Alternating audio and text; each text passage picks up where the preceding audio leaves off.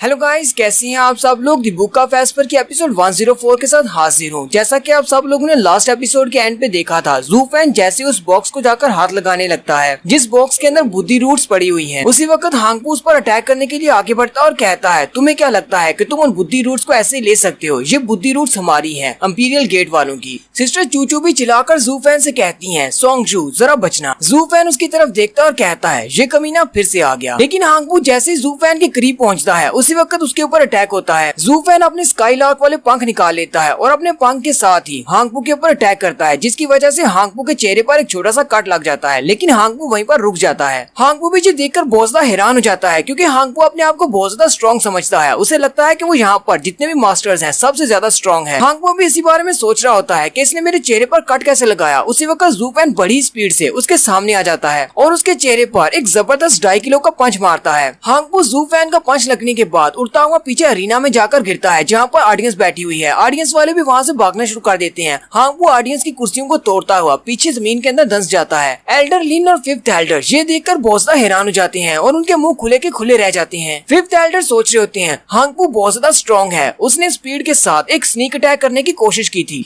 लेकिन हांगपू कामयाब नहीं हो सका। न सिर्फ उस लड़के ने हांगपू को अपने करीब आते हुए देख लिया, बल्कि उसे इतने जोर से पंच मारा कि वो पीछे जाकर गिर गया है। फिफ्थ एल्डर जो कि पहले हांगपू की तरफ देख रहे होते हैं कि वो कहाँ पर गिरा है, फिर वो जैसे ज़ू फैन की तरफ देखते हैं वो बहुत ज्यादा हैरान हो जाते हैं, क्योंकि ज़ू फैन ने अपने पंख निकाले होते हैं। ज़ू फैन जैसे ही अपने पंख निकालता है उसकी आइडेंटिटी सबके सामने आ जाती है, क्योंकि एल्डर उसे पहचान लेते हैं। एल्डर चिल्लाकर कहते हैं, ये तो कमीना ज़ू फैन है। जबकि ज़ू फैन भी उनकी तरफ ऊपर देखता है और साथ ही दिखाते हैं कि ज़ू फैन के चेहरे के ऊपर से उसका मास्क उतर रहा होता है। सिस्टर चूचू भी ज़ू फैन का लफ्ज सुनने के बाद बहुत ज्यादा हैरान हो जाती है। जबकि मास्टर डूडैन कहती है, तुम सब लोगों को अच्छी तरह से पता था कि ये लड़का ज़ू फैन है, लेकिन तुम लोगों ने हमें इस बारे में बताया क्यों नहीं? ज़ीटियान और मास्टर ज्यू दोनों ही उसके सामने खामोश होते हैं और कहते हैं, हम लोग इस लड़के को अच्छी तरह से जानते हैं, ये ज़ू फैन है और हमारा इसके साथ एक अच्छा रिलेशनशिप है। मास्टर किंग काई उन दोनों से पूछती है, तो तुम दोनों क्या करने वाले हो? क्या तुम दोनों इसका साथ दोगे और इंपीरियल गेट वालों के साथ फाइट करना चाहोगे? क्योंकि वहाँ पर सिर्फ इंपीरियल गेट वाले नहीं बल्कि कोहोई फॉरेस्ट और जोमिंग वैली वाले भी एल्डर्स भी हैं। सिस्टर चूचू भी सोच रही होती है, अगर ये दोनों बड़ी फैमिलीज वाले इस फाइट में शामिल होते हैं तो इसका मतलब 7 बड़ी फैमिलीज के दरमियान में एक जंग छिड़ जाएगी और मैं ऐसा कभी भी नहीं चाहूंगी। लेकिन अगर मैं सिर्फ वहाँ पर उसकी हेल्प करने के लिए जाती हूँ तो इससे सिर्फ हेजू टावर वाले ही बर्बाद होंगे, बाकी की सारी फैमिलीज बच जाएंगी। सिस्टर चूचू उन दोनों से कहती है, तुम दोनों को उसकी हेल्प करने के लिए जाने की जरूरत नहीं है, मैं वहाँ पर नीचे जाती हूँ और उसकी हेल्प करती हूँ। मास्टर डूडैन और मास्टर किंग काई दोनों ही उसकी बात सुनकर बहुत ज्यादा हैरान हो जाती है और चिल्लाकर उसे कहती है, तुम ऐसा नहीं कर सकती। लेकिन सिस्टर चूचू उन दोनों से कहती है, मैंने अपना फैसला कर लिया है, मैं ऐसा करने वाली हूँ। मैंने पहले ये सोच लिया था कि ये एक सुसाइड मिशन होने वाला है, हम लोग हेजू टावर को ऐसे नहीं बचा सकते। तुम दोनों को मेरे साथ फाइट करने की जरूरत नहीं है, तुम दोनों यहीं रहो और अपनी जान बचाओ। उसी वक्त आंटी टाओ भी ऊपर आ जाती हैं और कहती हैं, बच्चे तुम्हारे अंदर बहुत ज्यादा हौसला है, मैं तुम्हारा साथ दूंगी, क्योंकि वैसे भी मैं मरने वाली हूँ, मैं बहुत ज्यादा बूढ़ी हो चुकी हूँ। इस बूढ़ी औरत को अपने हेजू टावर को बचाने का एक और मौका दे दो, चाहे आज हमें कितनी ही मुश्किल क्यों ना झेलनी पड़े, लेकिन फिर भी ये बूढ़ी औरत तुम्हारा पूरा साथ देगी। डैन डैन भी चिल्लाकर कहती है, मास्टर प्लीज मुझे भी मौका दें, मैं भी आपकी हेल्प करूंगी, मुझे भी अपने हस्बैंड को बचाने के लिए जाना है। जबकि ज़ीटियान हंसना शुरू कर देता है और कहता है, तुम सब लोग तो बिल्कुल पागल हो और मेरी भाभी जान तो बहुत ज्यादा अच्छी है जो कि उस लड़के को बचाने के लिए वहाँ पर जाना चाहती हैं। लेकिन मैं तुम लोगों को एक बात बताना चाहता हूँ, तुम में से किसी को भी वहाँ पर जाने की जरूरत नहीं है, क्योंकि ज़ू फैन अपना ख्याल खुद रख सकता है। अगर तुम लोगों को ऐसे लगता है कि वो वहाँ पर फंस चुका है तो तुम लोग बिल्कुल गलत सोच रहे हो, उसके पास कोई ना कोई प्लान जरूर होगा,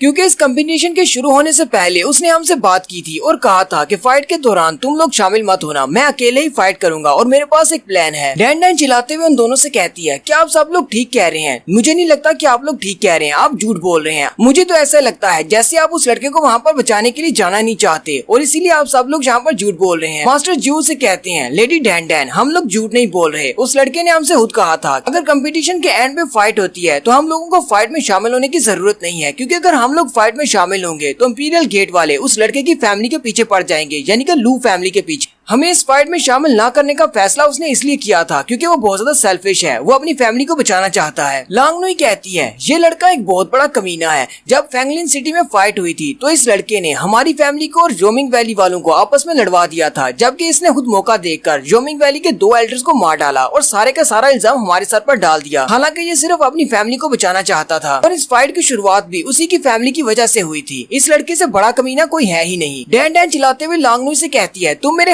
हस्बैंड के बारे में इस तरह की बुरी बातें नहीं कर सकती। मेरे हस्बैंड बहुत ज्यादा इंटेलिजेंट है, उन्होंने अपने दिमाग को इस्तेमाल करते हुए तुम्हारे साथ ये सब कुछ किया है, तुम सब लोग बेवकूफ हो। मास्टर किंग काई उनसे कहती है, अंकल ज्यू, आपको लगता है कि ये लड़का इन सब का सामना कर सकता है? ये लड़का तो अपनी बोन फॉर्जिंग राम की सेकंड स्टेज पर है। इस लड़के के पास इतनी ज्यादा कल्टीवेशन नहीं है कि ये इन सारे मास्टर्स का सामना कर सके। वहाँ पर 4 बड़ी नोबल फैमिलीज के मास्टर हैं और ऊपर से सेकंड प्रिंस हांगपू भी वहीं पर है, जो कि इन सबसे ज्यादा स्ट्रॉन्ग है। ये लड़का ना तो उन सब के साथ फाइट कर सकेगा और ना ही यहाँ से भाग सकेगा। अगर ऐसी सिचुएशन बनती है कि उस लड़के की जान पर बान आती है और उस लड़के को बचाने का वक्त आता है, तो क्या आप दोनों उसकी हेल्प करने के लिए जाएंगे? मास्टर ज्यू से कहते हैं, हाँ हम लोग उसकी हेल्प करने के लिए जाएंगे। हम लोग इंपीरियल गेट फैमिली के साथ पंगा लेने को तैयार हैं, सिर्फ इस लड़के को बचाने की खातिर। ज़ीडियान भी कहता है, हाँ मैं भी जाऊंगा, मैं इस लड़के की हेल्प जरूर करूंगा, क्योंकि इस लड़के के मेरे ऊपर बहुत सारे एहसान है, मुझे अभी उन एहसानों का बदला चुकाना है। मास्टर डूडैन उनकी बातें सुनने के बाद बहुत ज्यादा चौंक जाती है और कहती है, अगर ये लड़का इन चारों एल्डर्स के साथ फाइट कर सकता है, यहाँ पे यहाँ से भाग सकता है इन सब के हाथ में आए बिना, तो ये लड़का वाकई में एक मॉन्स्टर है। ज़ीडियान आगे से हंसना शुरू कर देता है और कहता है, मुझे ये बात पहले से पता है कि ये एक मॉन्स्टर है। ये तो जब पैदा हुआ था ये तब भी एक मॉन्स्टर ही था। जब इसकी 7th एल्डर के साथ फाइट हुई थी तभी मैंने समझ लिया था कि ये लड़का तभी फाइट करता है जब इसे पता होता है कि ये जीतने वाला है। मुझे लगता है कि इसके पास कोई ना कोई प्लान जरूर है, वरना ये यहाँ पर इनके सामने मार खाने के लिए तो खड़ा नहीं होगा। ये बहुत बड़ा जीनियस डेविल है। नेक्स्ट सीन फिर से अरीना के सेंटर का दिखाया जाता है। ज़ू फैन ने बुद्धि जेड रूट वाले बॉक्स को अपने हाथ में उठा लिया होता है और वो सामने की तरफ देख रहा होता है, जहाँ पर उसने हांगपू को पंच मारकर फेंका है। हांगपू भी उठकर खड़ा हो जाता है। हांगपू उठने के बाद सोच रहा होता है, ये लड़का तो बहुत ज्यादा स्ट्रॉन्ग है। मुझे तो लगा था कि अपनी बॉन फॉर्जिंग राम की सेकंड स्टेज पर है, लेकिन इसकी स्पीड बहुत ज्यादा है और ऊपर से इसकी स्ट्रेंथ, इसकी बॉडी कल्टीवेशन, ये तो मेरे से भी ज्यादा हायर बॉडी कल्टीवेशन है। लेकिन इसकी बॉडी कल्टीवेशन की टेक्निक मुझसे ज्यादा पावरफुल कैसे हो सकती है? इंपीरियल गेट वालों के पास जो बॉडी कल्टीवेशन की टेक्निक है वो सबसे ज्यादा स्पेशल है। कहीं ऐसा तो नहीं कि इसके पास कोई और सीक्रेट बॉडी कल्टीवेशन की टेक्निक है? ज़ू फैन अपनी बुद्धि रूट्स की तरफ देखता है और उसके बाद हंसते हुए हांगपू से कहता है, सेकंड प्रिंस हांगपू, तुमने कहा था कि मैं बुद्धि रूट्स को नहीं ले सकता, लेकिन मैंने इस बार के कंपटीशन को जीत लिया है, इसलिए ये बुद्धि रूट्स मेरी होंगी। हांगपू गुस्से के साथ उसे कहता है,